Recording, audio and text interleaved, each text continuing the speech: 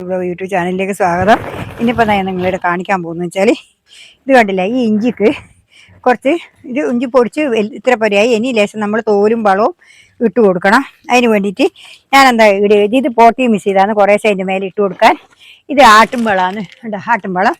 ഇത് സീമ കൊന്നേൻ്റെ ചപ്പ്. ഇതിപ്പോൾ ഞാനിപ്പോൾ അവർക്ക് കുറേശ്ശെ ആട്ടുംവളം ഇട്ട് കൊടുക്കട്ടെ. കുറച്ച് ആട്ടുംവളം ഇട്ട് കൊടുക്കട്ടെ. ഇതാ ആട്ടുംവളം, അത് കണ്ടില്ലേ. കുറച്ച് ആട്ടുംവളം ഇട്ട് കൊടുത്തിട്ട് അതിൻ്റെ മേലെ നമുക്ക് കുറച്ച് സീമക്കൊന്നേൻ്റെ തോല് വെക്കാം. അതിന് ശേഷം ഇതെല്ലാം നല്ലോണം ഇഞ്ചി ഉണ്ടാവാൻ വേണ്ടിയിട്ടാണ് നമ്മൾ ഇങ്ങനത്തെ പണിയെടുക്കുന്നത്. ഇല്ലെങ്കിൽ ഇപ്പം നട്ടു കൊടുത്താൽ ഇഞ്ചി ആടി ഉണ്ടാവും. പക്ഷെ ഇഞ്ചി അത്ര ഉഷാറായിട്ട് വണ്ണം വെക്കൂല, അത്രയേ ഉള്ളൂ. ഇത് വണ്ണെല്ലാം വെച്ച് നല്ല ഉഷാറായിട്ട് വരാൻ വേണ്ടിയിട്ടാണ് നമ്മൾ ഇത്രയും പണിയെടുക്കുന്നത്. ഇല്ലെങ്കിൽ നട്ടു കൊടുത്താൽ എങ്ങനെയായാലും ഇഞ്ചി ഉണ്ടാവും. ഈ ചകിരിച്ചോറിലായതുകൊണ്ട് ഇഞ്ചി ഇല്ലാണ്ട് വെക്കൂല. ഇനിയിപ്പോൾ ഞാൻ സീമക്കൊന്നയിലും നല്ല തോലാണ്. അപ്പോൾ ഇത് നല്ല വിറ്റാമിൻ്റെ സാധനം തന്നെയാണ്. അതുകൊണ്ട് ഇത് കുറേ ഇട്ട് കൊടുത്താൽ കുറച്ച് അണുക്കളും എല്ലാം കുറയും. അതിനാണ് ഈ സീമക്കൊന്ന ഇട്ട് കൊടുക്കുന്നത്. മനസ്സിലായില്ല? ഇതിട്ട് കൊടുക്കട്ടെ. ഇതും കൂടി ഇട്ട് കൊടുത്തിട്ട് നമുക്ക് പിന്നെ ഇത് ചെയ്യാം. പിന്നെ പോട്ടി മിക്സ് ഇട്ട് കൊടുക്കാം. എന്നാലേ അത് അടിയിൽ നിന്ന് അങ്ങനെ ചീഞ്ഞിട്ട് വളമായിട്ട് മാറി വിടും. അത് വളമായിട്ട് മാറി കിട്ടിയാലല്ലേ വേഗം ഇവർക്ക് വലിച്ചെടുക്കാൻ കഴിയില്ല. അതിന് വേണ്ടിയിട്ടാണ് ഞാൻ ഇതിങ്ങനെ മേലെ വെച്ച് കൊടുക്കുന്നത്. സാധാരണ നമ്മൾ പുറത്ത് നട്ട് കഴിഞ്ഞാലും മണ്ണിൽ നട്ട് കഴിഞ്ഞാലും നമ്മളിത് നട്ട് കഴിഞ്ഞിട്ടാകുമ്പം അപ്പാടെ അതിൻ്റെ മേലെ തോല് വെച്ച് കൊടുക്കും. ആ ഇഞ്ചിപ്പാലാന്നാ പറയാ. പണ്ടെല്ലാം വെച്ചാൽ ഇഞ്ചിപ്പാലാന്നാ പറയാ. നമ്മൾ ഇഞ്ചിപ്പാലാന്നിട്ട് തോലുണ്ട്. ആ തോലാണ് നമ്മൾ വെച്ച് കൊടുക്കുക. സീമക്കൊന്ന അല്ല, ഇഞ്ചിപ്പാലാന്ന് ഇഞ്ചിക്ക് വെക്കുക.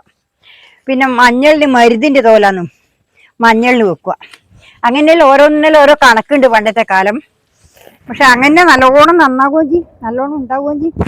എന്നിട്ട് പിന്നെ വളർന്നിട്ടാകുമ്പോൾ ചക്ക മടൽ പൊടിച്ച് വന്നിട്ടാകുമ്പോൾ ഈ ചക്ക മടൽ ഇഷ്ടം പോലെ ഉണ്ടാവും. പണ്ടത്തെ കാലം ചക്ക ഉണ്ടാവും, ചക്കയിലെ കാര്യമായിട്ട് ഉണ്ടാവുക.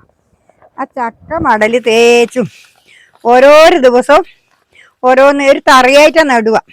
ആ തറ നിറയെ നിറച്ചും നട്ടു കൊടുക്കും. ഓരോന്നിനും നട്ട് കൊടുത്തിട്ട് അത് ആക്കി വെക്കും. അപ്പോൾ അന്നേരം നല്ല ഉഷാറായിട്ട്, പിന്നെ ആ മഞ്ഞൾ നല്ല കരിമഷി പോലെ ഉണ്ടാവും.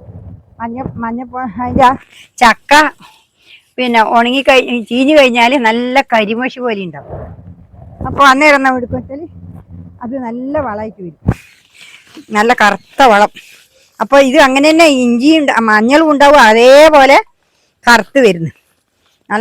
കാണാൻ നല്ല ഭംഗിയുണ്ടാവും. മഞ്ഞളിങ്ങനെ അകലത്തിൽ വന്നിട്ട് നല്ല ഉഷാറോടെ പായും. രണ്ടാമത് മണ്ണിട്ട് കൊടുക്കും. തോലും ചാണകം വെച്ചിട്ടാണ് ഇടുക അന്ന് മണ്ണ്. പച്ചച്ചാണകം നമ്മളിപ്പോൾ നട്ട് കഴിഞ്ഞാൽ ഈ മുള വരാൻ തുടങ്ങുമ്പോൾ തന്നെ പച്ചച്ചാണകം ഇതിൻ്റെ ചുവട്ടിൽ വെച്ച് കൊടുക്കും.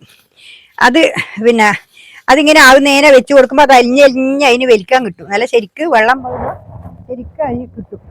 അങ്ങനെയാണ് ചെയ്യുക.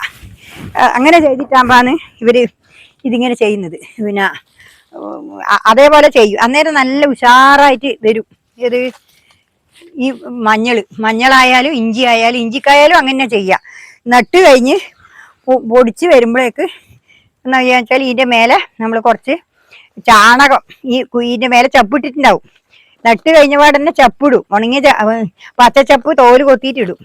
ആ തോല് കൊത്തിയിട്ടാകുമ്പോൾ എന്താ എടുക്കുക വെച്ചാൽ പിന്നെ ഇത് നട്ടപാടന്നെ ഇതാ വാരിയിടുക. ചാണകം വാരിക്കൊണ്ടിടും. ഈ ചാണകം നമ്മൾക്ക് പശുക്കളില്ലാണ്ട് ഇഷ്ടം പോലെ ചാണകം ഉണ്ടാവുമല്ലോ, ഇഷ്ടം പോലെ ഉണ്ടാവും. അത് വാരി ഓരോരോ ഇതിൻ്റെ ചോട്ടിലും ഇങ്ങനെ ചുറ്റും നിരത്തി വെക്കും. അതിൻ്റെ മെരട് മുട്ടാണ്ട് ചുറ്റും നിരത്തി വെക്കും. അത് ദിവസമുള്ള ചാണകം തേച്ചും അതിന് അതേപോലെ ചെയ്തു കൊടുക്കും. അങ്ങനെ ചെയ്താൽ കുറച്ച് ദിവസം കഴിയുമ്പോഴേക്ക് ഇഞ്ചിയും നല്ല വണ്ണം വെച്ചിട്ടുണ്ടാവും, മഞ്ഞളും നല്ല വണ്ണം വെച്ചിട്ടുണ്ടാവും. കുറച്ച് ദിവസം കഴിഞ്ഞിട്ടാകുമ്പോൾ അതിന് മണ്ണിട്ട് കൊടുക്കുക. അന്നേരമാണ് മണ്ണിട്ട് കൊടുക്കുക. ഇതിപ്പോൾ കണ്ടില്ലേ, ഇതേപോലെയാണ് ഇനിട്ട് കൊടുക്കേണ്ടത്. കണ്ടില്ലേ,